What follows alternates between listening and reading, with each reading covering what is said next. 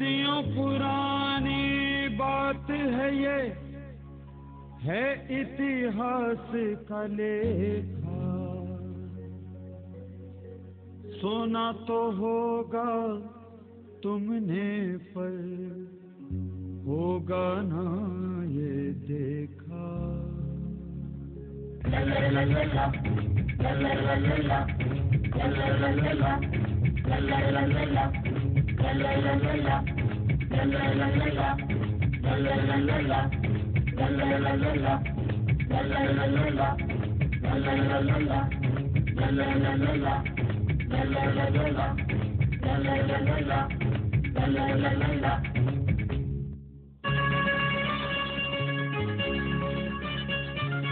सदियों पुरानी बात है इतिहास का लेखा। सदियों पुरानी बात है इतिहास का लेखा। सुना तो होगा तुमने पर होगा ना ये देखा, होगा ना ये देखा।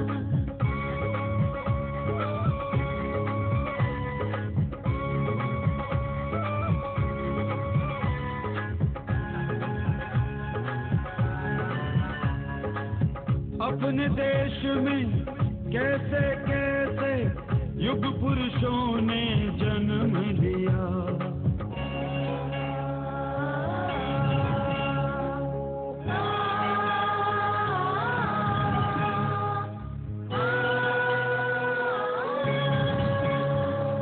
सुना तो होगा तुमने पर होगा ना ये देखा, होगा ना ये देखा। चंद्रगुप्त चाणक्य ने मिलकर यूनानी को हरा दिया। रण कौशल और बुद्धि बल से देश का मस्तक उठा दिया। सुना तो होगा तुमने पर होगा ना ये देखा, होगा ना ये देखा। मौर्य काल का वर्तमान से भी एक गहरा नाता है। आखिर क्यों इतिहास स्वयं को बार बार दोहराता है। आखिर क्यों इतिहास स्वयं को बार बार दोहराता है।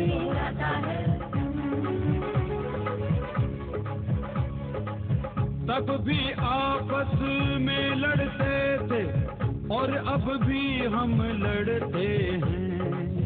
अपने ही जंजीरों में खुद अपनों को ही जकड़ते हैं। दूर देश में बैठा दुश्मन इसका लाभ उठाता है। इसीलिए इतिहास स्वयं को बार बार दोहराता है।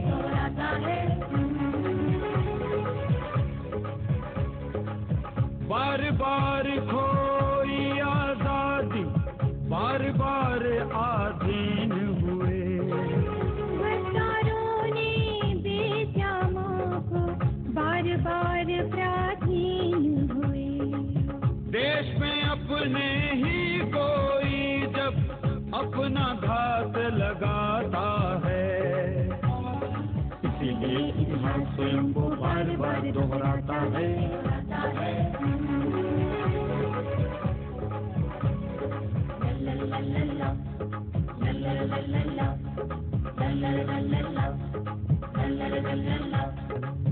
चंद्रगुप्त थे बाल्यकाल में चाणक्य से मेल हुआ। मिला वज्र से वज्र होने का ये खेल हुआ। किसी को भी आभास नहीं था आने वाले कल का। चाणक्य की बुद्धि और चंद्रगुप्त के बल का। सुना तो होगा तुमने पर होगा ना ये देखा, होगा ना ये देखा।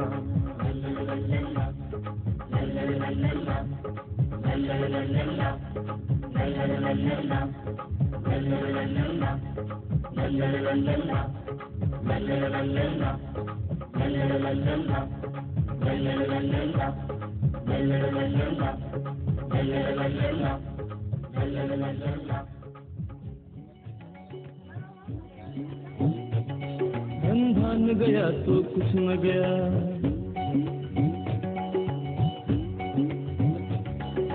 मान गया तो सब खोया।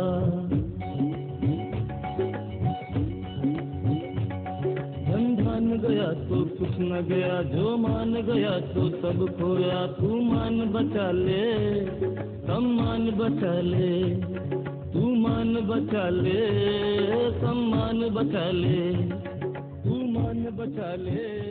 बाबा, सच कहते हैं आप, मान गंवाकर जीना मर जाने से अधिक कष्ट देता है।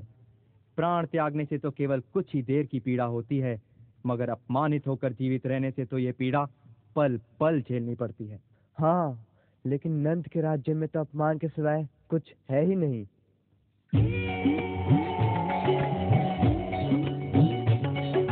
धन गया तो कुछ न गया। ये गोपू का है। किशन, ये खरगोश मेरे बाण से मरा है। नहीं गोपू, ये मेरे बाण से मरा है। जब मैं कहता हूँ ये मेरे बाण से मरा है तो मेरा है। नहीं नहीं, ये मेरे बाण से मरा है, ये तू मुझे दे दे। हाँ, ये गोपू का है।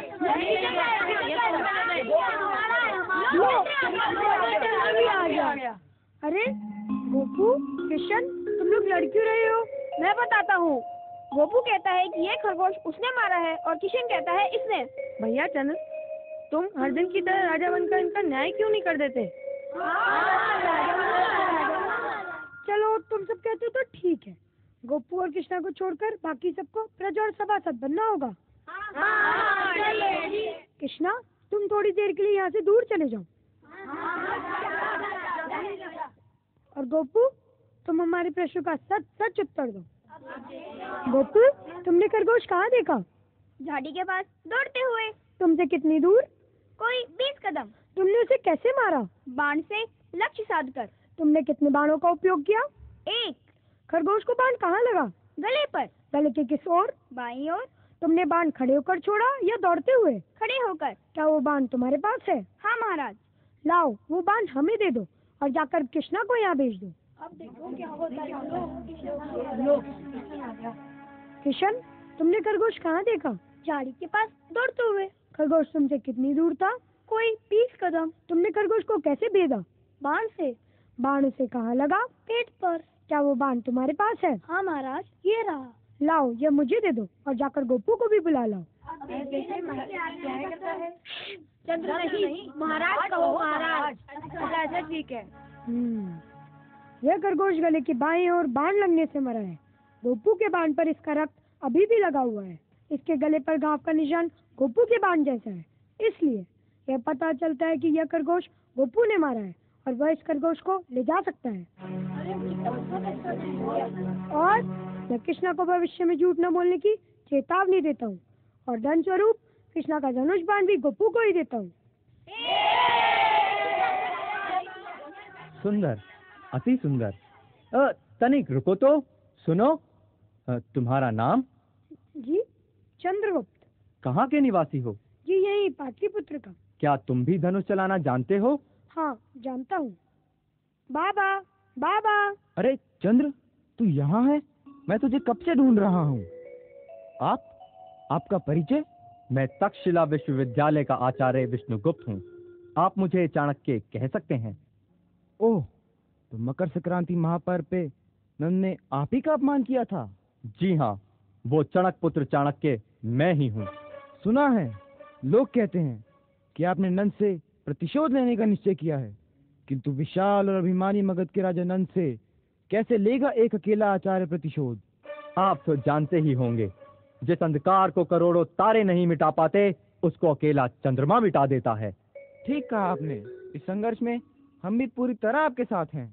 यदि ये सत्य है तो अभी तो केवल आप चंद्रगुप्त हमें सौंप दें। आचार्य चंद्रगुप्त क्यों? हमने इसे राजाओं की तरह न्याय करते हुए देखा है और आपका पुत्र बहुत प्रतिभाशाली है। ये मेरा नहीं, सेनापति मौर्य का पुत्र है। नंद के अत्याचारों का विरोध करने पर वह बंदी है और मैं इसका लालन पालन कर रहा हूँ। यह बहुत बुद्धिमान है। यदि इसे अस्त्र शस्त्र एवं शास्त्र का ज्ञान करा दिया जाए तो उसकी शक्ति और बुद्धि का विकास होगा। मगर इसे शिक्षा देगा कौन? हम देंगे। सुयोग्य पात्र को शिक्षा मिलनी ही चाहिए। आचार्य, इसकी माता मुरा ये सुनकर अत्यंत प्रसन्न होंगी। चंद्रगुप्त आज से आपका शिष्य हुआ। चंद्र, ये आचार्य चाणक्य हैं। धनुर्विद्या के धनी, राजनीति शास्त्र और दर्शन शास्त्र के प्रसिद्ध विद्वान, तक्षशिला विश्वविद्यालय के आचार्य, इन्हें प्रणाम करो। आज से तुम्हारे गुरु हैं। मैं विष्णुगुप्त चाणक्य तुम्हें चंद्रगुप्त को अपना शिष्य स्वीकार करता हूँ। आज से तुम मेरे पुत्र जैसे हो, क्योंकि विद्यादाता और अन्नदाता ये दोनों पिता तुल्य ही होते हैं। आज से मेरी छत्र छाया में तुम्हारी विद्या आरंभ हो रही है। याद रखना, विद्यार्थी का जीवन एक तपस्वी का जीवन होता है।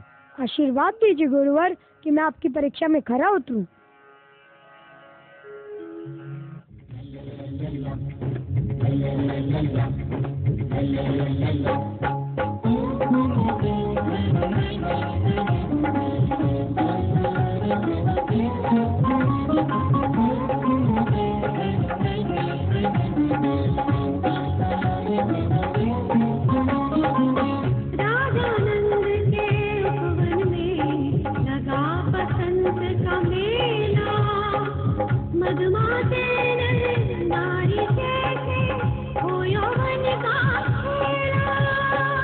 फुलवा महके भंवरे बहकी, कोई नहीं है अकेला।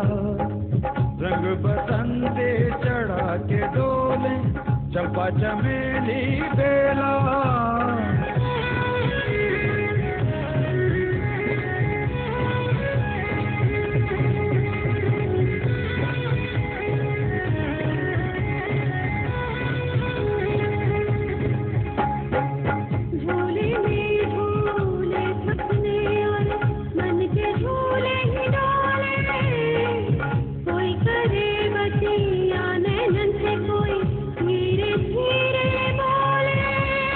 चढ़ा उन्माद बसंत का ऐसा होना है जो होले, पटगोरी के घूंघट के कोई धीरे धीरे खोले।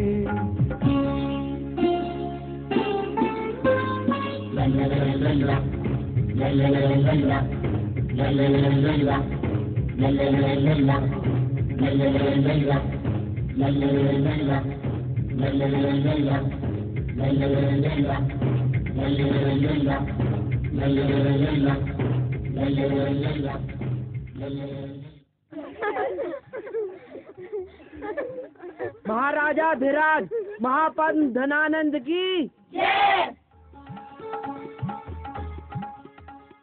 राजा नंद के विलास कानन में आओ, आओ सुंदरियों आओ। बसंत उत्सव का पर्व है, नाचो गाओ मंडलो। अरे सुवासिनी? नहीं नहीं महाराज, मैं तो चंपा हूँ। तुम सुवासिनी हो ना?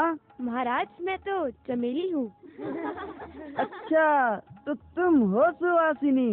सुवासिनी नहीं, बेला कही महाराज। अरे नहीं, पता नहीं आजकल हमें क्या हो गया है। आजकल हमें सभी सुंदरियों में सुवासिनी ही सुवासिनी दिखाई देने लगी है, किंतु सुवासिनी है कहाँ? महाराज की जय हो। कुमारी सुवासिनी कानन में प्रवेश की आज्ञा चाहती हैं। अरे मूर्ख, उस स्वर्ग सुंदरी को हम तक पहुंचने के लिए किसी आज्ञा की आवश्यकता नहीं है। जी महाराज, मुझसे भूल हो गई। तो अब खड़ा खड़ा मुंह क्या देख रहा है? जा। जी महाराज। यह मूर्ख नहीं जानता कि ब्रह्मास्त्र से अधिक हम इन सुंदरियों के रूठ जाने से डरते हैं। हम मगध पे राज करते हैं, परंतु हमारे इस कुसुमपुर पुष्पपुर की सुंदरियों, तुम सब हमारे मन पर राज करती हो। सुवासिनी, तुम कहाँ हो सुवासिनी? मैं यही हूँ महाराज। सुंदरियों की महारानी सुवासिनी की जय। अब और प्रतीक्षा नहीं कर सकते सुवासिनी। अब हम तुम्हारे मधुर कंठ से उभरते हुए गीत का रस लेना चाहते हैं। आज्ञा है। आरंभ करो।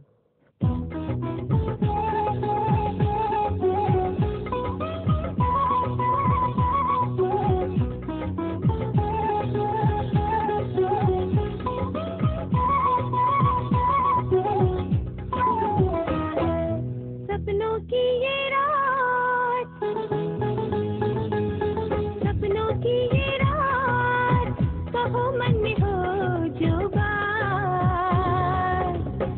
छुप छुपाते हो क्यों, छुप छुप छुपाते हो क्यों,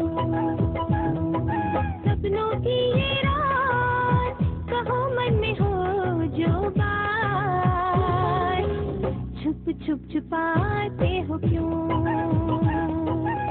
छुप छुप छुपाते हो क्यों, चुप चुप मुस्काते हो क्यों, सौंदर्य को छुपाते हो क्यों, यौवन के तुम बोझ से झुके झुके जाते हो क्यों, इतना सब इतलाने को छुप छुप छुपाते हो क्यों, छुप छुप छुपाते हो क्यों।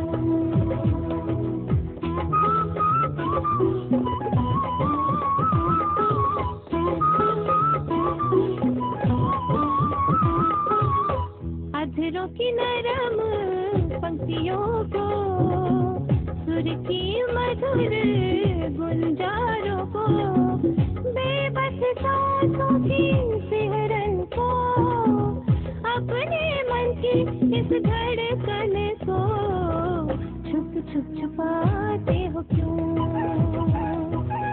छुप छुप छुपाते हो क्यों।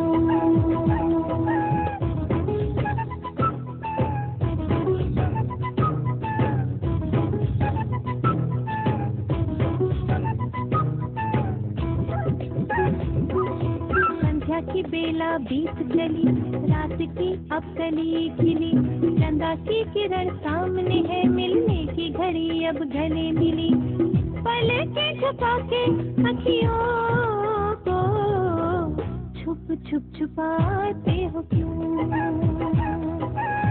छुप छुप छुपाते हो क्यों। अति उत्तम, अति उत्तम। सुवासिनी, तुम्हारी जितनी प्रशंसा की जाए कम है, मांगो जो चाहोगी मिलेगा। महाराज, मैं अमात्य राक्षस के विषय में एक ऐसा समाचार देना चाहती हूँ जो इन्होंने आज तक आपसे छिपा कर रखा है। हैं? ये हम क्या सुन रहे हैं राक्षस? सम्राट, स्वयं मेरी समझ में नहीं आ रहा है कि सुवासिनी कहना क्या चाहती हैं। मैं यही कहना चाहती हूँ महाराज कि अमात्य राक्षस भी बहुत ही मधुर गाते हैं। ओह, अच्छा तो ये बात है। मेरी एक प्रार्थना है महाराज। प्रार्थना नहीं, इच्छा व्यक्त करो। महाराज, आज के इस शुभ अवसर पर अमात्य राक्षस का गायन भी होना ही चाहिए। अमात्य सम्राट, सुवासिनी की इच्छा पर आपको गाना ही होगा। जो आज्ञा महाराज।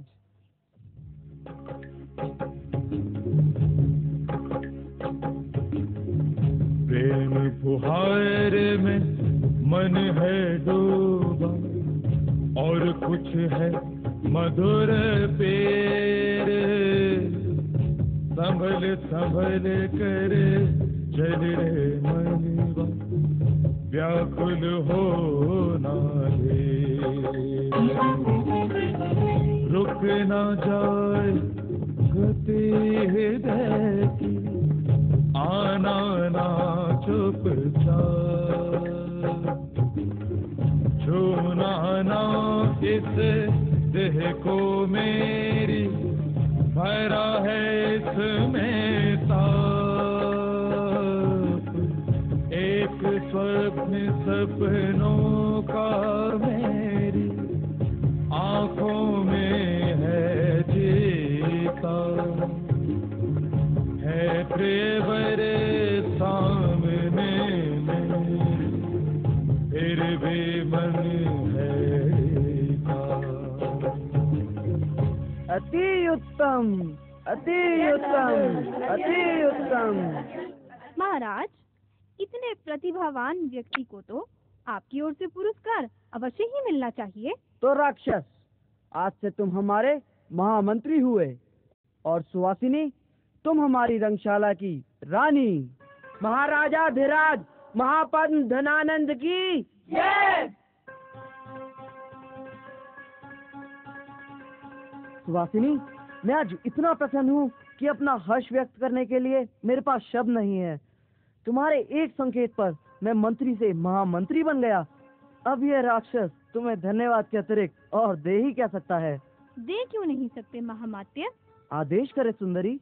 मुझे आपसे एक वचन चाहिए। कैसा वचन? एक अभिमानी, निर्मोही, दंभी ब्राह्मण को दंडित करने का। उसका नाम? चाणक्य विष्णुगुप्त। चाणक्य विष्णुगुप्त? ये ब्राह्मण तो अनेक बार सम्राट नंद की सभा में अपमानित हुआ है, परंतु ये ब्राह्मण है बहुत विद्वान। होगा, परंतु मेरा तो दोषी है। क्या दोष है उसका? मुझे अपमानित करने का। कल मैं पूजा करके लौट रही थी, तब उसने मुझ पर व्यंग किया, तीखा और कठोर व्यंग। क्या कहा उसने? उसने कहा, संसार में ऐसी ऐसी कुमारियां भी हैं जो मृत्यु के भय या पेट की ज्वाला के कारण चरित्रहीन हो जाती हैं। अब आप ही बताएं, क्या मैं ऐसी हूँ? ऐसी?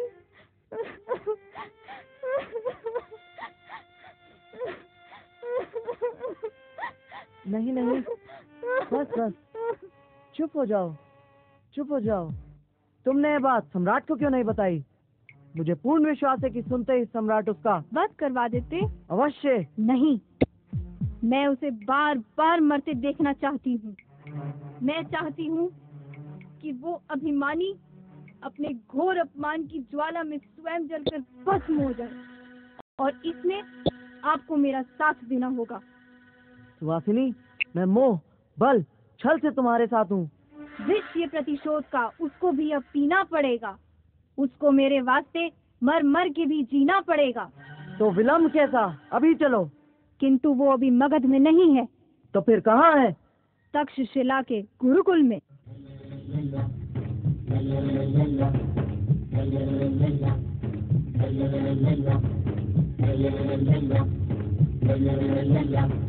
तक्षशिला का आंगन है, ना मंदिर ना कोई भवन। गुरु के चरणों को छूकर ले शिष्य आशीर्वचन। गुरु बिन ज्ञान नहीं मिलता, कथा नहीं है सत्य वचन। युगों युगों से इस धरती पर गुरु पूर्णिमा का प्रचलन। गुरु पूर्णिमा का प्रचलन। गुरु पूर्णिमा का प्रचलन।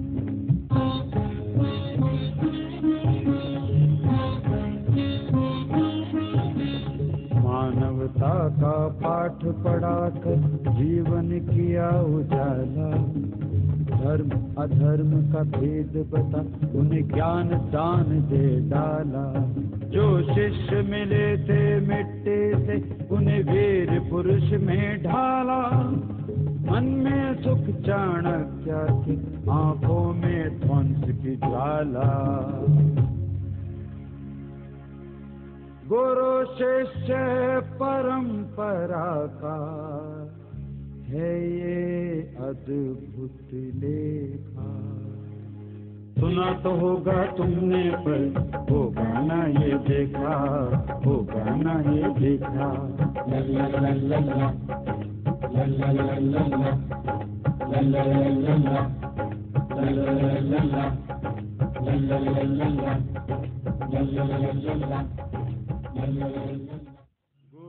गुरुर्ब्रह्मा गुरुर्विष्णु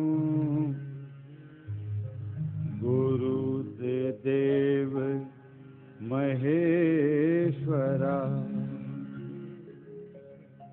गुरुर्साक्षात् परम ब्रह्मा।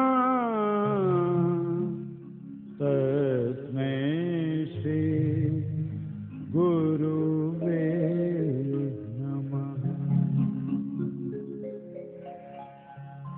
हमें आप सबके समक्ष ये कहते हुए हर्ष हो रहा है कि इस अंतिम वर्ष के अर्थशास्त्र का पाठ्यक्रम भी सकुशल संपन्न हुआ और दीक्षांत समारोह में आप सभी छात्रों को स्नातक उपाधियां प्रदान की जाएंगी। आचार्य चाणक्य की जय। शिष्य चंद्रगुप्त, हमारे लिए ये जय उद्घोष कैसा? ये कोई राजा नंद की सभा नहीं, वरन समस्त आर्य भूमि में प्रसिद्ध तक्षशिला का गुरुकुल है।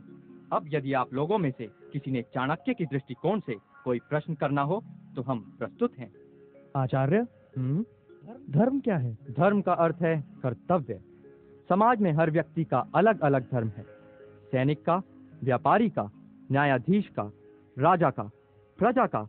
इसी प्रकार एक ब्राह्मण का धर्म है संसार में धर्म और उसके महत्व की स्थापना करना। आचार्य, सबसे गतिवान क्या है? मन। और सबसे गहरा? दुख। और सबसे ऊंचा? आकांक्षा। और सबसे उत्तम? कर्तव्य। और नीचतम? दुष्कर्म। आचार्य, असहाय कौन है? जिसका पांचों इंद्रियों पर समान नियंत्रण ना हो। और सामर्थ्यवान कौन है? जिसका इन सब पर नियंत्रण हो। किसी विषय को लेकर यदि मन दुर्बल होता जाए तो क्या करें आचार्य? दुर्बलता का विचार मन में आने ही ना दो। अपनी शक्ति को पहचानने का सामर्थ्य मनुष्य में होना ही चाहिए। यदि नहीं है तो उसका विकास करो। आचार्य, संसार में धनवान कौन है? जिसे अभिलाषा ना हो। और निर्धन कौन है? जिसे धैर्य ना हो। किंतु आचार्य, निर्धन तो उसे कहते हैं जिसके पास धन नहीं होता। धनवान और निर्धन का धन से कोई संबंध नहीं है। है ना विचित्र बात? भाई, धन के दो रूप होते हैं। एक धन हमारे बाहर है, दूसरा हमारे भीतर। बाहर का धन बांटने से घट सकता है और भीतर का धन बांटने से बढ़ता है। अर्थात भीतर का धन खोजो। सच्चा धन भीतर का धन ही है। शांत। आज के लिए इतना ही। अच्छा सिमरन। आचार्य, अर्थशास्त्र विषय में तुम्हारा परीक्षा फल अत्यंत चिंताजनक है। कारण? आचार्य, अर्थ का अर्थ होता है धन, और मुझे धन की नहीं, शस्त्र की आवश्यकता है। आप ही देखें, इसी तक्षशिला के गंधार नरेश धन के लोभ में यूनानियों से मिल गए हैं, और वो भारत में उनके प्रवेश के लिए सिंधु पर पुल बना रहे हैं। प्रणाम आचार्य। कहो। राजकुमारी गुरुकुल में प्रवेश की आज्ञा चाहती हैं। आज्ञा है। गंधार की राजकुमारी अलका, गुरुकुल में आपका स्वागत है। क्या बात है, आप कुछ विचलित दिख रही हैं। मुझे आपको एक आवश्यक समाचार देना है आचार्य, किंतु। हाँ, अब कहें। मेरे भाई आम्बिक को ये संदेह है कि यहाँ सिमरन नाम का कोई युवक गंधार प्रदेश की राजनीति पर दृष्टि रख रहा है, इसलिए वे उसे बंदी बनाने स्वयं यहाँ आ रहे हैं। और आप क्या चाहती हैं? सिमरन के प्राणों की रक्षा। किस प्रकार? आप उसे आदेश दें कि वह यहाँ से तुरंत अपने राज्य मालव प्रदेश में चला जाए। संकट को पीठ दिखाना हमारी शिक्षा का अंग नहीं है। फिर भी सिमरन। आज्ञाचार्य। यदि तुम पर कोई राजनीतिक संकट आ पड़े तो क्या करोगे? उसका सामना किससे? अपने बाहुबल से। धन्य हो, वीरों का यही धर्म है। किंतु तुम मेरे भाई को नहीं जानते।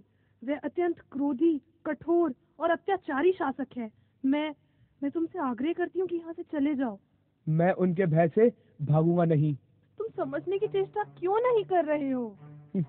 मुझे लेकर आपकी चिंता मुझे अधिक भयभीत करती है। आपको यदि कुछ हो गया तो पहले हमारे साथ होगा। ओह, लगता है वो लोग आ गए। अब क्या होगा? देश का उज्जवल भविष्य लिखने के लिए एक भयानक विस्फोट होगा। कैसा विस्फोट? युवक, तुम कौन हो? एक मालव नहीं, विशेष परिचय की आवश्यकता है। तक्षशिला गुरुकुल का एक छात्र। देख रहा हूँ तुम दुस्साहसी भी हो। कदापि नहीं राजकुमार, विनम्रता के साथ निर्भीक होना मालवों की परंपरा है। परंतु तुम अभी किसी विस्फोट की भी बातें कर रहे थे। और चाणक्य, क्या तुम्हारा भी इसमें कुछ हाथ है? बोलो ब्राह्मण, मेरे राज्य में रहकर, मेरे ही अंश से पलकर, मेरे ही विरुद्ध। राजकुमार, ब्राह्मण ना किसी के राज्य में रहता है और ना ही किसी के अन्न से पलता है, वरन वो जन कल्याण के लिए अपने अमूल्य ज्ञान का दान देता है। ज्ञान ज्ञान ज्ञान ज्ञान का तो एक काल्पनिक महत्व है कि तुम जैसे ज्ञानियों का बिछाया हुआ माया जाल है। अम्बिक, सावधान अविश्वासी। आर्य जाति पतन की कगार पर खड़ी रहकर खाई में गिरने की राह देख रही है, और तुम उसे खाई में गिरा देने की कला विद्यार्थियों को सिखा रहे हो। असंभव। ये तो वही कर सकता है जिसके हाथ में सत्ता हो। बस बस बस, विश्वास हो गया, तू ही है विद्रोही सिमरन। बता बता, इस राज्य के प्रति तेरा अभिप्राय क्या है? और जो ना बताऊं तो? नहीं, बताना होगा, मेरी आज्ञा है। गुरुकुल में केवल हमारी आज्ञा सुनी जाती है राजकुमार। ओह, अब नहीं सहा जाता। इस विद्रोही सिमरन को बंदी बना लो। देखता हूँ मेरे रहते इस मालव को कौन बंदी बनाता है। तू कौन? चंद्रगुप्त मौर्य, हर निरपराध आर्य स्वतंत्र था, है और रहेगा। अच्छा ब्राह्मण, तो तूने इन सबको हमारे विरुद्ध कर दिया है। मेरा अपमान करने का फल मृत्यु दंड अवश्य भोगना होगा। सिंगरण सावधान। क्यों? क्या ये एक निस्सहाय छात्र तुम्हारे राज्य में शिक्षा पाता है और तुम एक राजकुमार हो, बस इसीलिए? हाँ, इसीलिए। बस, हम गुरुकुल के अधिकारी होने के नाते आदेश देते हैं कि यहाँ से तुरंत चले जाओ। यहाँ शस्त्रों का प्रयोग केवल शिक्षा के लिए होता है। आज की यह घटना असाधारण है। हम संध्या काल तक अपने शिष्यों के साथ तक्षशिला का त्याग कर देंगे। होता रहे जिस राज्य में अपमान गुरु का, मान होना ध्यान ना सम्मान गुरु का। जो राज्य कराता हो तिरस्कार गुरु का, उस राज्य पर धिक्कार है 100 बार गुरु का। आचार्य ने तक्षशिला छोड़ दी है, पर तुम अभी तक नहीं लौटे। मैं लौटना चाहता भी नहीं। क्यों नहीं लौटना चाहते? क्योंकि संसार भर की नीति और शिक्षा का अर्थ मैंने यही समझा है कि देश के सम्मान के लिए मर मिटना ही दिव्य जीवन है। तुम ठीक कहते हो मालवीर, परंतु मुझ पर भी विश्वास करो। मैं भी आर्य भूमि की बालिका हूँ। आम्भीक को देश का अनिष्ट नहीं करने दूंगी, परंतु उसके ना मानने पर तुम्हारी आवश्यकता होगी। जाओ वीर युवक, जाओ, तुम्हें अपनी इसी आर्य भूमि की सौगंध। परंतु यूनानी आक्रांताओं के लिए सिंधु पर बनने वाले उस पुल का क्या होगा? मैं वचन देती हूँ, पूरी चेष्टा करूंगी कि वो ना बनने पाए।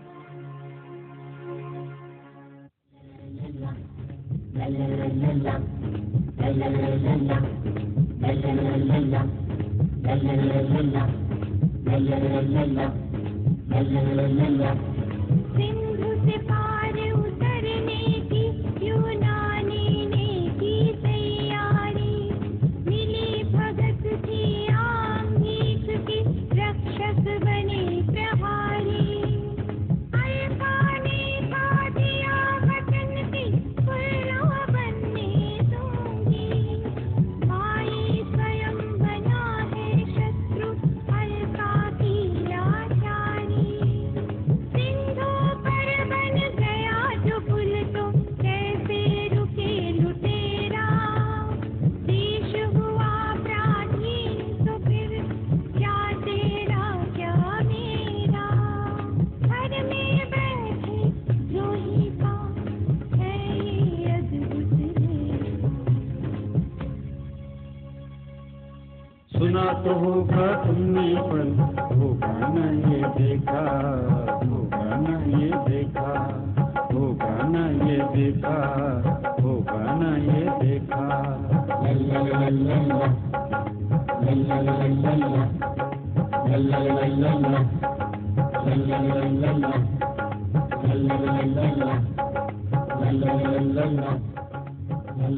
लल्ला। नहीं नहीं नहीं, हम कुछ सुनना नहीं चाहते। आज तुमने हमारी कन्या को बंदी बनाया है, कल हम सबको बंदी बनाओगे। अलका मेरी पुत्री, तुम बिल्कुल ठीक कहती थी। ये यूनानी ऐसे विषैले बिच्छू हैं जो हमारी हथेली पर बैठकर हमें ही डंक मारेंगे। कोई है? जी महाराज। अंगरक्षकों को हमारा आदेश सुनाओ कि राजकुमारी मालविका को सम्मान पूर्वक और सुरक्षित रूप से सिंध प्रदेश छोड़ कर आए। जी महाराज, जो आज्ञा। अब कहाँ मिलना होगा? सिंगरण अपनी मालव सेना लेकर ऋषि कल्याण के आश्रम पहुँचेगा। हमें भी वहीं मिलना है। ऋषि कल्याण का आश्रम? ठीक है। हमसे गलती हुई बादशाह सलामत। हमें ये पता न था कि जिसे हम गिरफ्तार कर रहे हैं वो यहाँ की शहजादी है। हम तुम्हारा सर धड़ से अलग कर देंगे। पिताजी, इनके रक्त से आप अपने हाथ क्यों रंगते हैं? जब हमारा अपना ही पंड खोटा है तो जांचने वाले का क्या दोष? हाँ मेरी बच्ची, तू जो कुछ भी कहती है हमारे भले के लिए कहती है, परंतु मैं उस कुपुत्र आम्भीक के बहकावे में आकर देश के प्रति अपना कर्तव्य भूल बैठा। हमें क्षमा कर दे, हम दोनों तेरे दोषी हैं। और इसका कोई दोष नहीं है क्या? पूछिए इससे कि किसके आदेश से ग्रीक शिविर तक जा पहुंची। अपने देश की रक्षा के लिए मुझे किसी के आदेश की आवश्यकता नहीं। हाँ, तुझे तो आवश्यकता है मेरी योजनाओं को छिन्न भिन्न करने के लिए। उस पुल के मानचित्र की। मानचित्र मानचित्र मानचित्र? अरे मूर्ख नराधम, उस मानचित्र के बिना तेरा वह पुल बनना बंद हो जाएगा क्या? वो पुल नहीं, प्रतिशोध है। पुरुराज ने मुझसे अपनी कन्या का विवाह ना करके हमारे कुल का जो अपमान किया है, उसी का प्रतिशोध। ओह, तेरा प्रतिशोध? इसी भावना ने तुझे अपनी बहन का बैरी बना दिया है। पिताजी, ये मेरी बहन नहीं, शत्रु है। ये गांधारी होकर मगध और मालवों के कहने पर चल रही है। क्या ये सत्य है? जी, 100% सत्य है। सिंगरण, मालविका, चंद्रगुप्त और चाणक्य, ये सब मिलकर इसे हमारे प्रति भड़का रहे हैं। वे मुझे भड़का नहीं रहे हैं, वरन लोभी, दंभी, अन्यायी और देशद्रोहियों से मुझे लड़ना सिखा रहे हैं। अलका, तो क्या तेरे लिए मालव और मगध ही सब कुछ है, हम कुछ नहीं? जिनके मन में देश के लिए सच्चा प्रेम है, वही मेरे लिए सब कुछ है। अलका, अलका, वे हमारे शत्रु हैं। शत्रु नहीं, मित्र हैं। पूरे भारत में अलग अलग राज्य हैं, पताकाएं हैं, भाषाएं हैं, रीतियां हैं, फिर मित्रता कैसी? क्योंकि हम सब एक ही देश के निवासी हैं। ओह, एक और तेरा भाई और पिता है, दूसरी ओर तेरे मित्र हैं। तुझे मित्र और संबंधी में से किसी एक को चुनना होगा। यदि देश की रक्षा में मेरे संबंधी आड़े आते हैं, तो मैं आज इसी समय उनका त्याग करती हूँ।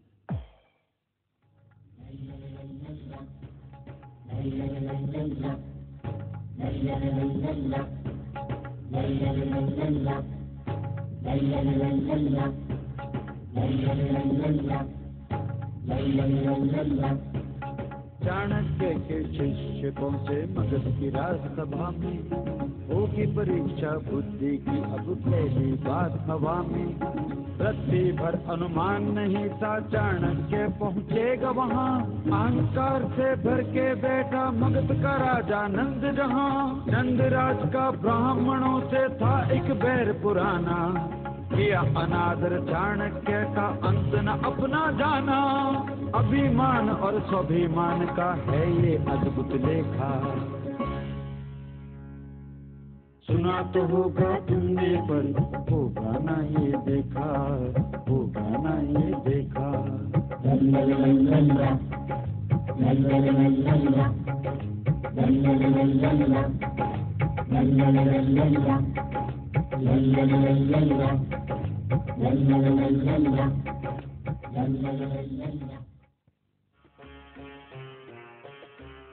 मगध सम्राट महापद्म धनानंद की जय। उपस्थित सभासदों, आज का दिन हमारे लिए किसी त्योहार से कम नहीं। हमारी पुत्री कल्याणी आज फिर सभा में पधारी हैं। सम्राट नंद की सुपुत्री राजकुमारी कल्याणी की जय। महामात्य राक्षस, क्या समाचार है? तक्षशिला के स्नातक राजधानी में लौट आए हैं और सभा में उपस्थित होने की आज्ञा चाहते हैं। प्रस्तुत किया जाए। जो आज्ञा सम्राट। अमात्य वररुचि, सम्राट क्या सोच रहे हैं? जी, मुझे आज से 26 वर्ष पूर्व का समय याद हुआ आया, जब मैं भी तक्षशिला से शिक्षा प्राप्त करके बड़े महाराज के समक्ष इसी सभा में उपस्थित हुआ था। सम्राट की जय। स्वागत है अमात्य वररुचि। सम्राट, परीक्षा आरंभ हो। रुक जाएं। एक बार परीक्षा में सफल होने के उपरांत उन्हीं स्नातकों की दोबारा परीक्षा ली जाए, ऐसा कोई नियम नहीं है। नियम नहीं, यहाँ हमारा आदेश चलता है। इस प्रकार स्नातकों की परीक्षा लेना शिष्यों का ही नहीं, उनके गुरु का भी अपमान है। लेकिन इस प्रकार बिना आज्ञा के सभा में प्रवेश कर हमें भाषण देने का तुम्हें क्या अधिकार है? क्षमा करे सम्राट, इन्हें पूर्ण अधिकार है। तो क्या यही तुम लोगों का गुरु है? जी, यही हमारे गुरु हैं। ओह, चाणक्य विष्णुगुप्त, तुम फिर आ गए। चाणक्य विष्णुगुप्त, सम्राट, यही है वह चाणक्य जिसने आपकी रंगशाला की रानी सुहासिनी का अपमान किया था। इसे तुरंत दंडित करना चाहिए। महामात्य राक्षस, सावधान। नहीं चंद्रगुप्त, ऋषि वक्रनाथ के कुल से संबंधित इस व्यक्ति को हम जानते हैं। ये बहुत विद्वान है, किंतु बेचारा लाचारी में सम्राट की चाकरी कर रहा है। स्पष्ट करो, तुम कहना क्या चाहते हो? यही कि जिस प्रकार एक ही जीव 2 बार मर नहीं सकता, ठीक उसी प्रकार दोबारा परीक्षा लेना पूरे शिक्षा तंत्र के प्रति एक अपराध है। ऐसा केवल आप मानते हैं, सम्राट नहीं। परीक्षा लेना ना लेना सम्राट के अधिकारों पर निर्भर करता है। सम्राट की सभा में दोबारा परीक्षा लेने की प्रथा आज की नहीं, पीढ़ियों से चली आ रही है। ऐसी प्रथा को अपराध की संज्ञा देना अपने आप में ही एक अपराध है। ऐसे जघन्य अपराधी को तुरंत बंदी बना लेना चाहिए। परीक्षा का संबंध राज्य के आर्थिक कारणों से है। राज्य की आर्थिक दृष्टि में एक एक पर्ण का मूल्य है। सम्राट के अतिरिक्त कौन आंकलन करेगा कि इनकी शिक्षा में लगाए हुए धन का सदुपयोग हुआ या दुरुपयोग? जिस धन के सदुपयोग दुरुपयोग की आप चर्चा कर रहे हैं वह धन जनता का ही धन है। यदि ये पर्ण उन्हीं के काम आते हैं तो आने ही चाहिए। हम तक्षशिला के आचार्य होने के अधिकार से कहते हैं कि इनकी शिक्षा में अवश्य ही धन का सदुपयोग हुआ है, परंतु दोबारा परीक्षा का यह प्रावधान उसी धन का दुरुपयोग कर रहा है। शांत, चाणक्य पुत्र चाणक्य, तू ब्राह्मण है ना? हाँ, हम ब्राह्मण ही हैं और हमें इस पर गर्व है। गर्व नहीं, अभिमान, और अभिमान से भी बढ़कर दम्भ है तुझे, दम्भ। तुझे पता है तेरा पिता हमारे क्रोध की ज्वाला में जलकर भस्म हो गया था, और अब तुम हमारे क्रोध की ज्वाला में जलकर भस्म हो जाओगे। चाणक्य! नंद, ब्राह्मणों के विनाश का विचार मन से निकाल दे, नहीं तो तुझे अपने राज्य से हाथ धोना होगा। एक ब्राह्मण में इतना साहस, ऐसा क्रोध? हाँ, तूने अभी एक ब्राह्मण का क्रोध देखा ही कहाँ है। इस राजमहल की चार दीवारी से बाहर निकलकर देख, संसार कहाँ पहुँच गया। तुझे तो ये तक नहीं मालूम कि सिकंदर की यूनानी सेनाएं सिंधु नदी तक आ पहुंची हैं। कंधार का भावी नरेश आंबिक उनका साथ देने के लिए सिंधु पर सेतु बना रहा है। आसपास के छोटे छोटे राज्यों में इतनी शक्ति नहीं कि सिकंदर की सेना को रोक सके। हाँ, केवल एक साहसी राजा है जिसने सिकंदर से युद्ध करने की ठानी है, और वो है पौरव। सिकंदर और पौरव को युद्ध करने दे। तू ब्राह्मण है, जाके भिक्षा मांग। हमने ब्राह्मण होते हुए भी कभी किसी से कुछ नहीं मांगा, किंतु जब राष्ट्र की रक्षा का प्रश्न है तो आज हम पहली भिक्षा तुझसे मांगते हैं। वो ये कि इस मगध को भी उस अकेले वीर राजा पौरव का साथ देना चाहिए। क्या कहा? वही पौरव जिसने हमारे राज्य का अपमान किया था, जो मुझे शूद्र कन्या कहता है। मैं भी उस क्षत्रिय को दिखा दूंगी कि मैं किसी शतरानी से कम नहीं। हम उसकी सहायता करने के बदले कंधार की सहायता करेंगे, ताकि उसे पराजित कर नीचा दिखा सके। राजकुमारी कल्याणी, राजनीति महलों में रहने वालों की ही बपौती नहीं, उसे आप और लोगों के लिए भी छोड़ दें। ब्राह्मण, तुझे बोलना नहीं आता तो चुप रहना सीख। महाराज, मैं प्रार्थना करता हूँ, गुरु का अपमान न करें। चंद्रगुप्त, यदि तुम इसका पक्ष लोगे तो हम तुम्हें भी दंडित करेंगे। नहीं पिताजी, चंद्रगुप्त को क्षमा करें, ये तो बस ऐसे ही। तुम चुप रहो। चंद्रगुप्त, क्या हम इसलिए पौरव का साथ दें क्योंकि तेरा गुरु कह रहा है, जो एक ब्राह्मण जाति का है? सावधान नंद, धर्म और जाति से प्रेरित तेरी ये राजनीति आंधी की तरह चलेगी और उसमें नंद वंश जड़ से उखड़ जाएगा। बस अब समय आ गया है कि अत्याचारियों को राज सिंहासन से हटाया जाए और सत्यवादियों का राज तिलक किया जाए। रुक जा, रुक, जाता कहाँ है? चाणक्य पुत्र चाणक्य, सांप का बच्चा सपोलिया ही होता है। तेरे पिता ने भी हमारा विरोध किया था और आज तूने भी। राक्षस! आदेश सम्राट। इसके शिष्यों को शस्त्र घेरे में ले लिया जाए और इसे शिखा से पकड़कर घसीटते हुए ले जाओ और बंदी गृह में डाल दो।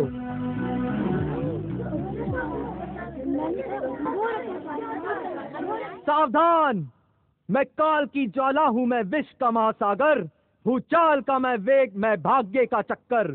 जब तक हृदय में शांति है तब तक मलय हूँ मैं, भर जाऊं यदि क्रोध में तो फिर प्रलय हूँ मैं। खींच ले ब्राह्मण की शिखा, अत्याचारी राजा के अन्न से पले हुए राक्षस, खींच ले। परंतु यही शिखा एक दिन नागिन बनकर नंद वंश को डस लेगी, और तब तक नहीं बंधेगी जब तक नंद वंश का सर्वनाश न कर दे। खींच ले।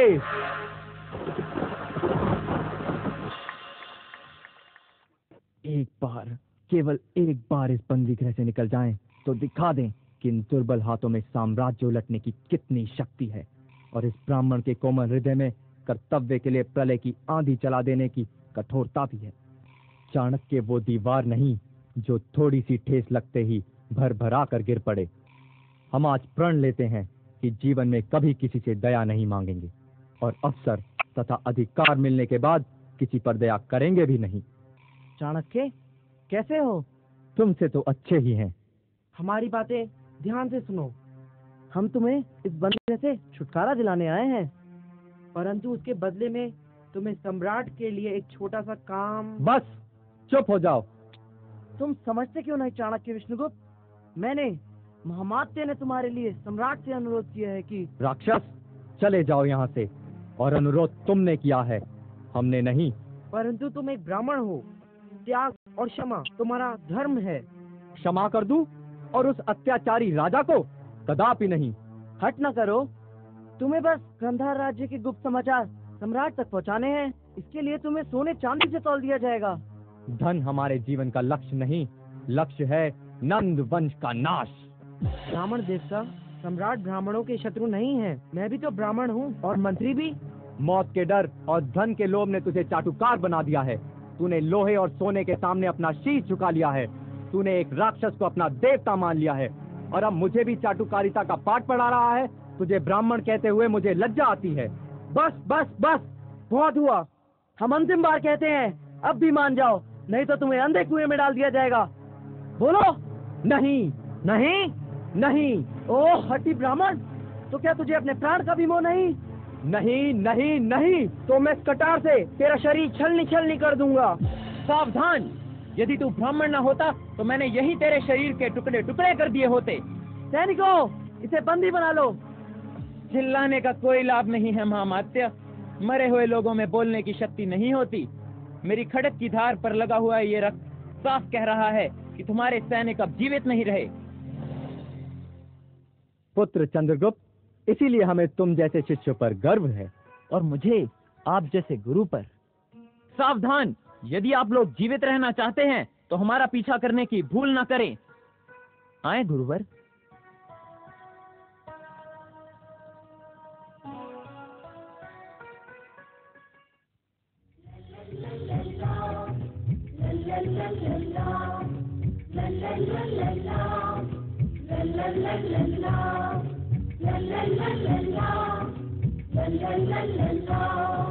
नगर नगर और डगर डगर चाणक्य चलता जाए,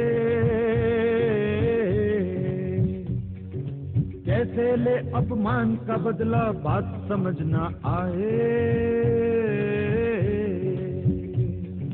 तुझे युक्ति हुआ सवेरा, धुंध का मिट गया घेरा।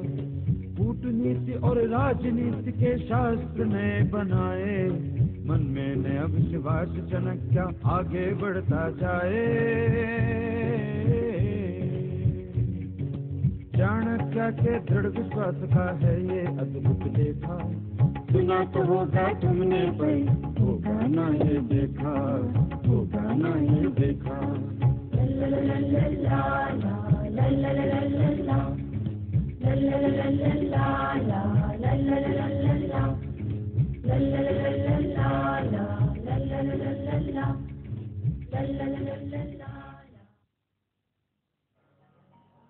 तो मैं कह रहा था कि वास्तुशास्त्र एक विज्ञान है। मनुष्य के घरों, दुकानों, प्रासादों, कार्यशालाओं इत्यादि को समृद्धशील बनाने के अभिप्राय से हमारे महान संतों तथा मुनियों ने इसका आविष्कार किया था। और प्रणाम गुरुवर, आप यहाँ इस समय मुझे आदेश करवाया होता, मैं स्वयं उपस्थित हो जाता। अच्छा शिष्यों, अब हम गुरुदेव से कुछ अकेले में कहें। गुरुवर, क्या बात है गुरुवर, बहुत क्रोधित दिख रहे हैं। मुझसे कोई पाप हुआ क्या? नहीं इंदु सरमन, पाप करना तो मगध के राजा नंद का अधिकार बन गया है। वो तो हम तुम ही हैं कि पुण्य करने पर भी दुखी और आदर करने पर भी अपमानित होते रहते हैं। मैं समझा नहीं गुरुवर। इंदु सरमन, तुम हमारे शिष्य हो ना? इसमें तो कोई संदेह नहीं है गुरुवर। तो फिर आज हमें तुमसे गुरु दक्षिणा चाहिए। अहो भाग्य, मेरे प्राण भी प्रस्तुत हैं, आदेश करें। तो फिर तुम्हें बौद्ध धर्मी बनना होगा। किंतु पूरी बात सुन लो पुत्र, तुम्हें बौद्ध धर्मी बनकर नंद के विशेष सभासदों में एक प्रसिद्ध ज्योतिषी के रूप में वहाँ सर्वोच्च स्थान प्राप्त करना होगा। ये काम तुम्हारे जैसे वैद्य ज्ञान, मनोविज्ञान और ज्योतिष विद्या में निपुण व्यक्ति के लिए कोई कठिन नहीं है।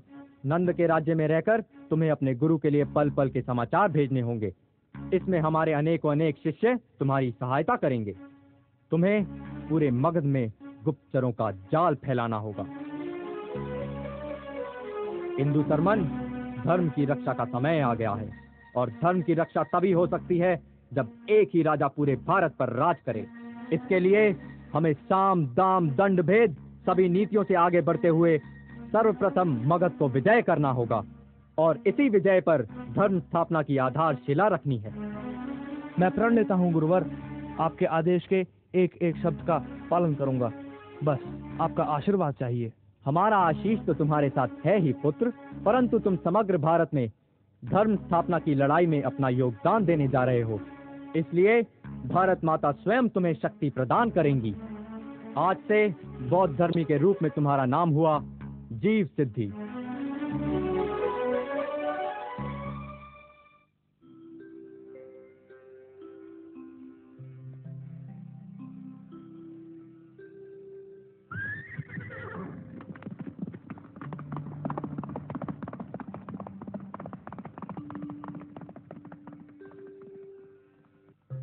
हाँ अलका, इन यूनानियों के बीच में आ जाने से तुम्हारी जो बात अधूरी छूट गई थी उसे पूरा करो। चाणक्य और चंद्रगुप्त को लेकर तुम्हारे मन में क्या शंका है? प्रणाम महात्मन। सुखी रहो। लो, ये तो स्वयं यहाँ आ गए, अब इन्हीं के समक्ष अपनी बात कहो। महात्मन, ये दोनों महाशय जो आपके सामने खड़े हैं, पहले मैं इन दोनों पे अटूट विश्वास करती थी, किंतु आज इन पर से मेरा विश्वास उठ गया है। ये दोनों अवश्य ही यूनानियों से मिले हुए हैं। असंभव अलका पुत्री, असंभव। तुम अभी चाणक्य को पूरी तरह नहीं जानती, मैं जानता हूँ। और जहाँ तक चंद्रगुप्त का प्रश्न है, तो ये एक ऐसा सोना है जो चाणक्य नामक कसौटी पर 100% खरा उतरा है। फिर भी आपका आदेश हो महात्मन, तो मैं राजकुमारी की शंका पूरी तरह दूर कर दूं। हाँ हाँ कहो। राजकुमारी, लगता है आप वहाँ कुछ देर से पहुँची थीं। उससे पहले वही यूनानी सेल्यूकस एक शेर से मेरे प्राणों की रक्षा कर चुका था। जी, मुझे क्षमा करें आप लोग।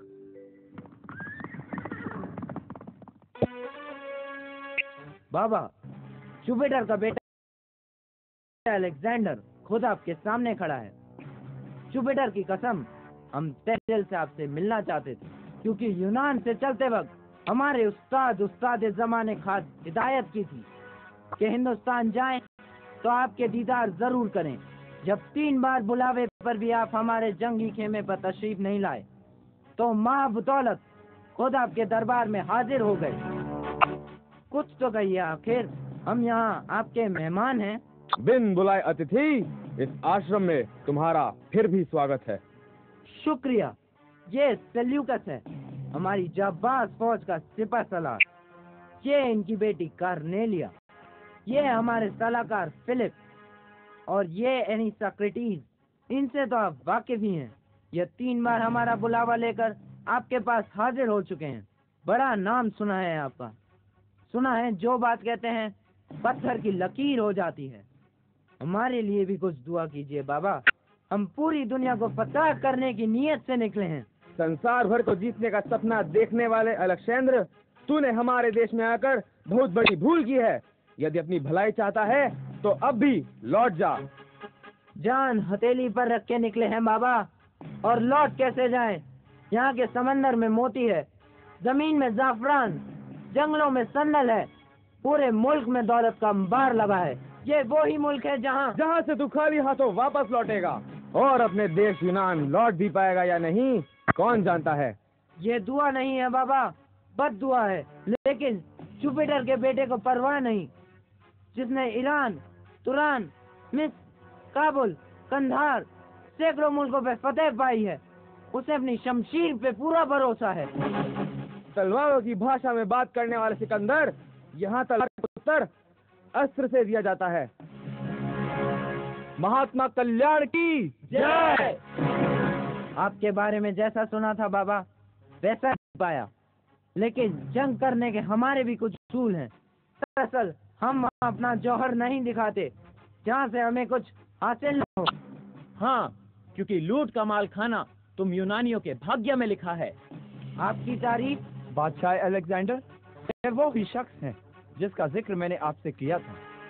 ओह, माँ बदौलत को याद आया तो क्यों ना अपने खेमे पर इन्हीं की दावत की जाए। कहिए, आपको हमारे खेमे पर आना मंजूर है? स्वीकार है। चंद्रगुप्त को आपका निमंत्रण स्वीकार है। बाबा, हमारा मुकाबला तो उस पोरस से है जिसने हमारा खिराज नामंजूर कर सिकंदर की गैरत को ललकारा है। और बाबा, अब हम आपके दीदार करने तभी यहाँ आएंगे जब पूरे हिंदुस्तान पर अपना झंडा लहरा देंगे। सावधान सिकंदर, इसे देख, भारत का भावी सम्राट तेरे सामने खड़ा है। उम्मीद उम्मीद उम्मीद। सिंधु के पार खड़ा दुश्मन करता अपनी तैयारी है। जाग जाग तू वीर मगध के, आई तेरी बारी है, आई तेरी बारी है। यूनान देश से आया है, ये मन में छल भर लाया है। मालूम इसे तू सोता है, आपस में लड़कर खोता है। तीर तेरा तलवार तेरी पर की उसने तैयारी है।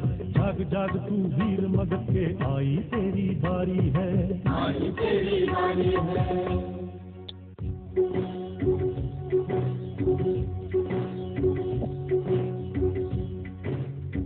सोने की चिड़िया देश तेरा, चिड़िया पे आँख लगाई है। यूनान का रहने वाला है, बरसों से घात लगाई है। धरती तेरी अंबर तेरा की उसमें तैयारी है। जाग जाग तू वीर मगध के, आई तेरी बारी है, आई तेरी बारी है।